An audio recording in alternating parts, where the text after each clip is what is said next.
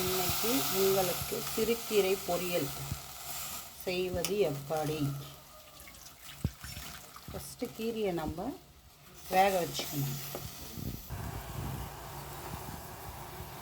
பாருங்கள், கீரை வெந்துட்டுருக்கு. புதுசாக சமையல் கற்றுக்கிறவங்களுக்கு நான் போடுற எல்லா ரெசிபியுமே ஈஸியாக இருக்கும் செய்ய. கீரையை வேக வச்சு வடிக்கக்கூடாது. கீரை அப்படியே அதிலே வேக வைக்கணும். கொஞ்சம் ஓரளவுக்கு வெந்த பின்னாடி கேஸ் சிம்மில் பண்ணிக்கோங்க. மெதுவாக எரியிற மாதிரி வச்சுக்கோங்க.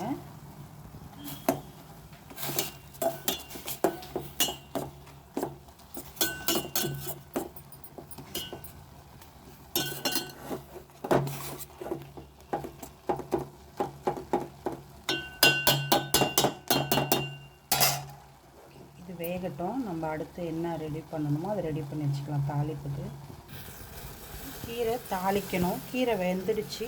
இப்போ தாளிக்க போகிறோம்.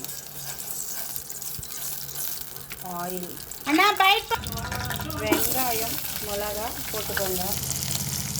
நம்ம போட்டிருக்க கீரைக்கு ஒரு 2 பல் 3 பல் பூண்டு போடுவோம். ஒரு கட்டு கீரை தான் நம்ம செஞ்சுருக்கோம்.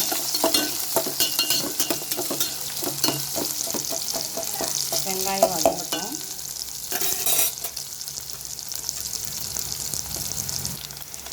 உப்பு போடும்போது கீரைக்கு மட்டும் எப்போவுமே ஒரு கல் கம்மியாக போடுங்க. ஏன்னா அது கொஞ்சம் கரெக்டாக போட்டால் கூட உப்பு அதிகமாக தெரியும். நம்ம கீரையில் வேக வைக்கும் போதே தேவையான அளவு உப்பு போட்டுட்டோம்.